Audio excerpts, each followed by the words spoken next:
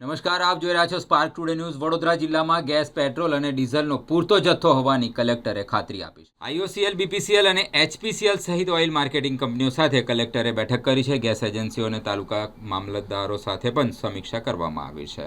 ઘરેલું એલપીજી ગેસનો પૂરતો સ્ટોક છે, કોઈ અછત નથી। બિનજરૂરી સંગ્રહ અને બ્લેક માર્કેટિંગ સામે સખત કાર્યવાહીના આદેશો આપવામાં આવ્યા છે। નિયમ મુજબ 25 દિવસ પછી જ નવા ગેસના બોટલ નોંધણી કરી શકાશે। દરેક ગ્રાહકને ગેસનો પૂરતો જથ્થો મળશે। પેટ્રોલ અને ડીઝલના સ્ટોક અંગે પણ કોઈ અછત નથી। કોમર્શિયલ ગેસનું વિતરણ પણ નિયમ મુજબ ચાલુ રહેશે। ફરિયાદ માટે જિલ્લા તંત્ર હેલ્પલાઇન નંબર જાહેર કરાશે। હેલ્પલાઇન પર મળતી ફરિયાદો પર તાત્કાલિક કાર્યવાહી કરવામાં આવશે। વડોદરા જિલ્લામાં ગેસ સિલિન્ડર મુદ્દે બેઠક, લોકોને પેનિક ન થવા માટે કલેક્ટર દ્વારા અપીલ કરવામાં આવી છે। શહેરમાં ગેસ સિલિન્ડરની કોઈ અછત નથી। અધિકારીઓએ કહ્યું છે, ગભરાવાની જરૂર નથી। ઘરેલું ગ્રાહકોને પ્રાથમિકતા આપવા માટે નિર્ણય લેવામાં આવે છે। પહેલાં દરેક ઘેર ગેસ સિલિન્ડર પહોંચાડવા પર ભાર આપવામાં આવ્યો છે। હોસ્ટેલ, યુનિવર્સિટી અને જરૂરિયાતવાળી સંસ્થાઓને પણ પહેલાં પુરવઠો આપવામાં આવશે। હોટલ, રેસ્ટોરન્ટ માટે હાલ કોઈ ખાસ નિર્ણય લેવાયો નથી। ભારતનો આશરે 80% એલપીજી પુરવઠો ગલ્ફ દેશોમાંથી આવે છે। ગલ્ફ વિસ્તારમાં સમસ્યા થતાં પુરવઠા પર અસર થઈ છે। દેશની રિફાઇનરીઓમાં એલપીજીનું ઉત્પાદન ચાલુ છે। એક અઠવાડિયામાં સ્થિતિ સામાન્ય થવાની શક્યતા છે।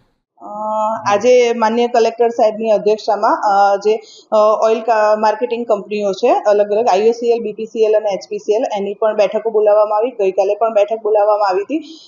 સાહેબે પણ મિટિંગ લીધી અને સાહેબ અત્યારે હાલ લોકોને એક નમ્ર અપીલ એ છે કે કોઈએ પેનિક થવાની જરૂર નથી। ડોમેસ્ટિક જે ઘરેલું ગેસ છે, આપણી પાસે સફિશિયન્ટ પૂરતો સ્ટોક છે અને લોકોએ એમાં કોઈ ચિંતા કરવાની જરૂર નથી।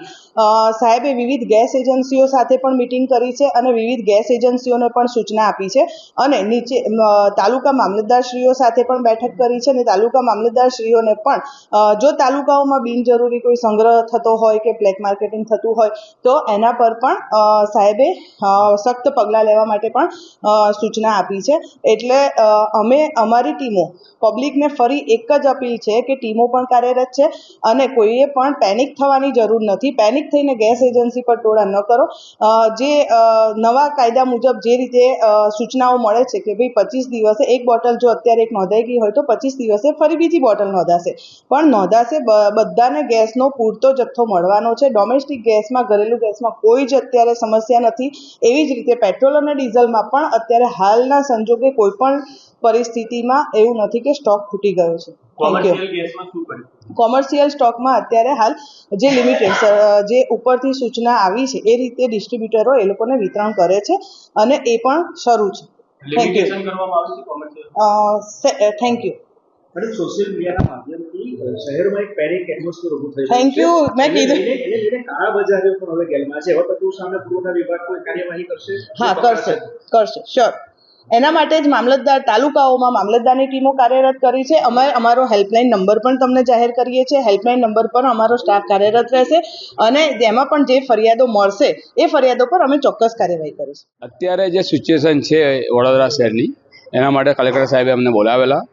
અમારે શું કરવાનું આગળ એના માટે અમને માર્ગદર્શન સાહેબે આપ્યું છે કે કોઈ પણ પેનિક તો થવાનું નથી। બધાને ડોમેસ્ટિક માલ મળવાનો જ છે, સાહેબનું કહેવું એવું છે। પણ જે કોમર્શિયલ અમારા છે એ કોમર્શિયલ પણ જે તે અમારા સમજો કે યુનિવર્સિટી છે, ઘરડા ઘર છે, જ્યાં આ ગેસની જરૂર છે એવા લોકોનું પણ અમારે એ લોકોને આપવા જોઈએ અને એ લોકોનું ચાલુ થઈ જશે ટૂંક સમયમાં। હોટલ રેસ્ટોરન્ટમાં ગેસ પુરવઠો તૂટી પડ્યો છે તેવો આક્ષેપ જે છે તે હોટલ એસોસિએશન દ્વારા લગાવવામાં આવ્યો છે, તેને લઈને હકીકત શું છે? હોટલ રેસ્ટોરન્ટ માટે સાહેબે કોઈ વાત નથી કરી। અત્યારે જે જરૂરિયાતની જગ્યા છે કે હોસ્ટેલો કે જ્યાં વિદ્યાર્થીઓ ભણે છે કે એવી જગ્યાના માટે સાહેબે આ વાત કરેલી છે। હોટલ એસોસિએશન પણ આ જે જરૂરિયાતની જે ચીજવસ્તુ છે એમાં જ આવે છે, તો પછી એના માટે કેમ કોઈ પગલાં નહીં? કારણ કે એના પર પણ હજારો લોકો નિર્ભર છે।